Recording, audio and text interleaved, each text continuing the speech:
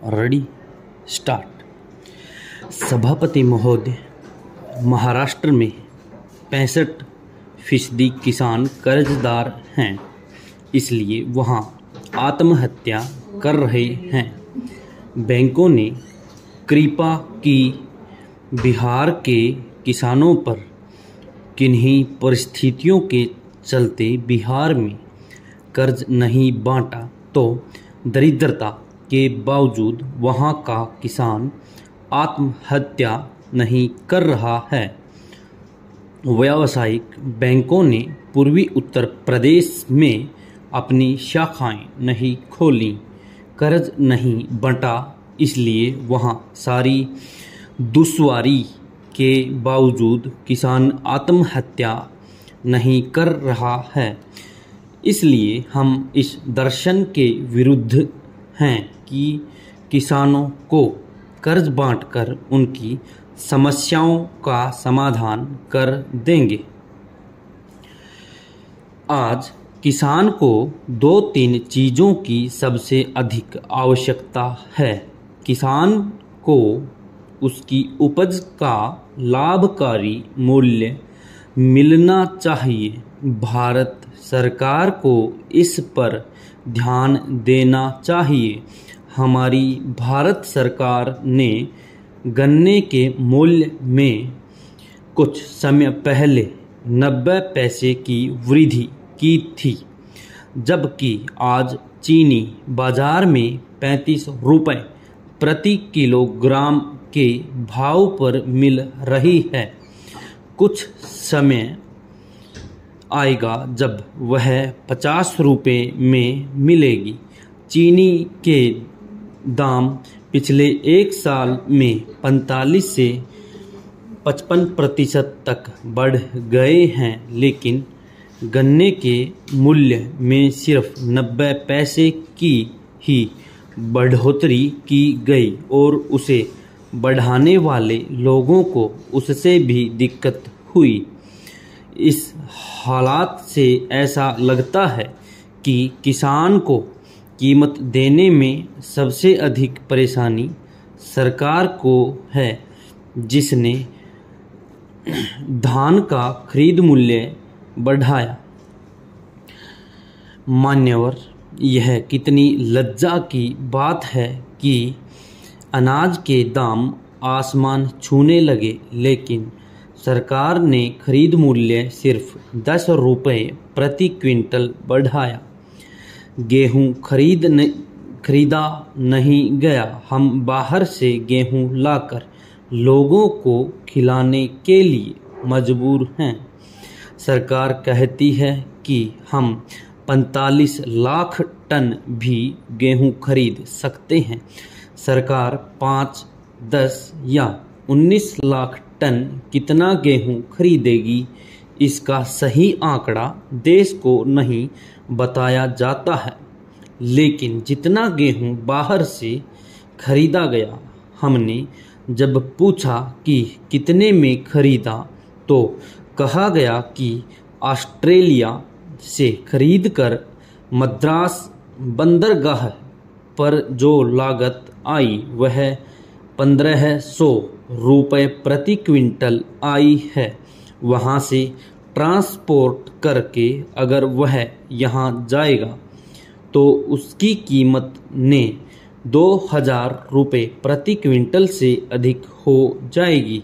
लेकिन हमारे देश के किसान को आपने सिर्फ 950 रुपये प्रति क्विंटल का भाव दिया, इसलिए किसान ने आपको गेहूं नहीं बेचा। बाद में कृषि मंत्री जी ने कहा कि 50 रुपये का बोनस सरकार देगी।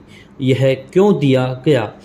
इसलिए दिया गया कि अगर उस वक्त 1800 रुपये प्रति क्विंटल का भाव तय करते तो अगले साल 950 रुपये प्रति क्विंटल का भाव देना पड़ता। इसलिए 850 रुपये रखो, 50 रुपये बोनस दो, जिससे अगले साल बढ़ाने की जरूरत न पड़े। नतीजा यह हुआ कि किसान ने अपना गेहूं सरकार को नहीं दिया। महोदय, बहुराष्ट्रीय और निजी कंपनियों ने 830 रुपये पर किसान का गेहूं खरीदकर इस देश से बाहर निर्यात कर दिया। आज आपको बाहर से गेहूं मंगाकर गेहूं के दाम स्थिर करने की आवश्यकता पड़ रही है। भारत के वित्त मंत्री जी ने इस सदन में घोषणा की थी कि इस साल हमने जो सब्सिडी उर्वरक पर दी है वह 18,000 करोड़ रुपए है। यह सब्सिडी किसको मिलती है? कृषि की हमारी जो स्थायी समिति है वह कहती है कि उर्वरक पर राज सहायता किसान को नहीं मिलनी चाहिए। किसान को सीधे सहायता न देकर बड़ी कंपनियों को आप उर्वरक पर राज सहायता देते हैं, किसान तक वह पहुंचती नहीं है। श्रीमान, किसान की खेती की जो लागत है उसको जोड़कर हर हालत में 30% का मुनाफा देकर कृषि की उपज का भाव तय होना चाहिए और किसान को हर कीमत पर उसे देने की गारंटी होनी चाहिए। अगर ऐसा नहीं होगा तो किसानों की आत्महत्या हम रोक नहीं सकते हैं। तीसरी चीज यह है कि आज कृषि का बहुआयामी स्वरूप बदल रहा है। पैरा, श्रीमान, यह दुर्भाग्य की बात है कि हमारी आबादी आज 1 अरब 8 करोड़ के आसपास हो गई है। इतनी बड़ी आबादी को खिलाने के लिए 2-3 चीज़ों की बहुत आवश्यकता है। साथ ही दलहन और तिलहन की उपज हमारे देश में आवश्यकता के अनुरूप नहीं होती है।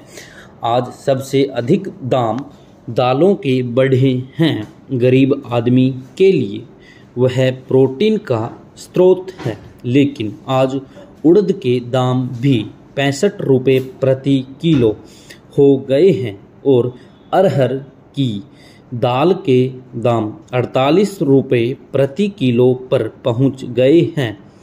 आम आदमी की पहुंच के बाहर दालें हो गई हैं। गरीब आदमी के लिए खाद्य तेल दूसरी आवश्यकता है। आज वह भी हमें बाहर से मंगाना पड़ता है।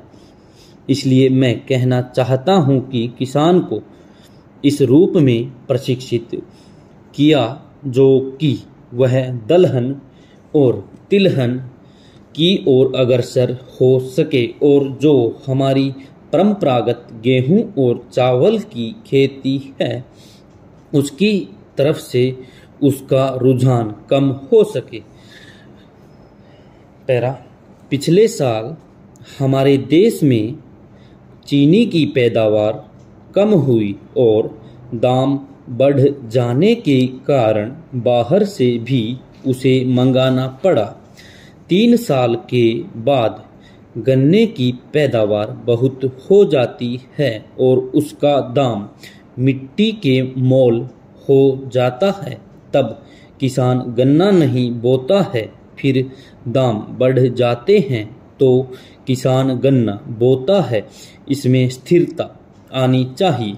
कृषि मंत्री जी ने उत्तर प्रदेश की सराहना की, इसके लिए हम उनको धन्यवाद देना चाहते हैं।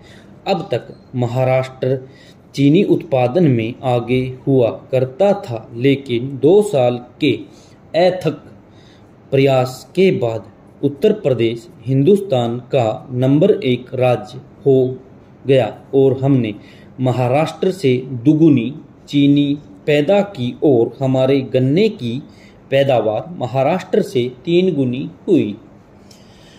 उत्तर प्रदेश की सरकार ने सरकारी मिलों और निजी क्षेत्र की मिलों से 7,000 करोड़ रुपए से अधिक गन्ना मूल्य के रूप में भुगतान कराया है, जिसका नतीजा है कि किसान की दौलत में सुधार हुआ और उनके जीवन में स्थिरता आई है। उन्हें विश्वास हुआ है कि